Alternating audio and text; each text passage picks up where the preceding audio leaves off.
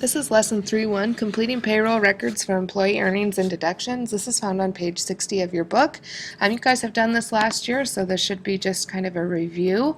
When we're talking about payroll deductions, this is kind of a breakdown of where that money is going to. So when we pay payroll, 78% of it is your net pay. And then you have life insurance, health insurance, Medicare, Social Security tax, state income tax, federal income tax, and that makes up the 100% of your payroll. When you're calculating employee earnings, you're going to take your regular hours times that regular rate to get your regular earnings. Then you'll take your overtime hours times your rate times 1.5, so that you're doing 1.5 times, which is your time and a half that you would make for working overtime. So your overtime earnings are $52.50. When you add that to your regular earnings, your 56 or $560 even plus your $52.50 down here, you'll get $62.50 of total earnings. Here is your commissions record. There are employees that their salary may be supplemented by other types of earnings like a commission, and so you would have your employee number, name, the commission rate, so she makes 1% commission. Here is her biweekly salary. So the sales on account, these are the amount of sales that she has made. Those are the sales for the month, minus any discounts and returns and allowances equals this amount. This is the sales that our company has made during this pay period. She is going to get 1% commission of this $32,883.65. So to add to her check, she will have $328.84. When you're preparing a payroll register, you will first payroll period ending date will go in up here July 2nd of the current year. Then we'll have the date of payment, July 9th.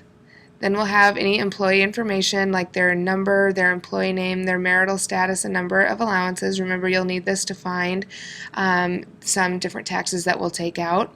Then we'll have their regular and overtime working hours, any commission that they have received, and their total. Okay, this number then will go into which department that they work in.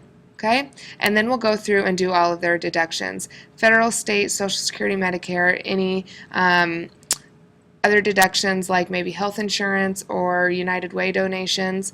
We'll add those up, total those. That will go here, and then you'll take your $612.50, your departmental pay minus any deductions to get your net pay.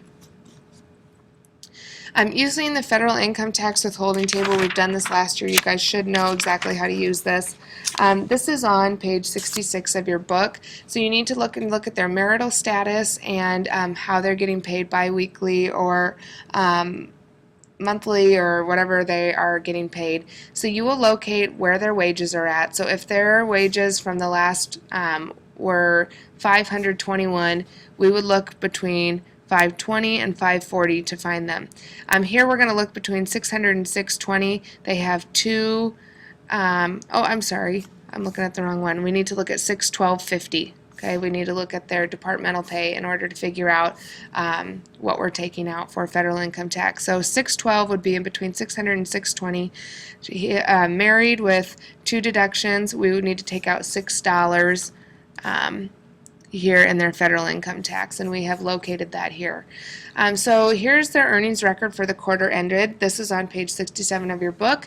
We will write the last day of the quarter, enter any heading information, record the beginning accumulated earnings, which would be here, $63.40 even, write the ending pay period, enter the total earnings, deductions, and net pay. We've already have this information from the last slide, so you should know that.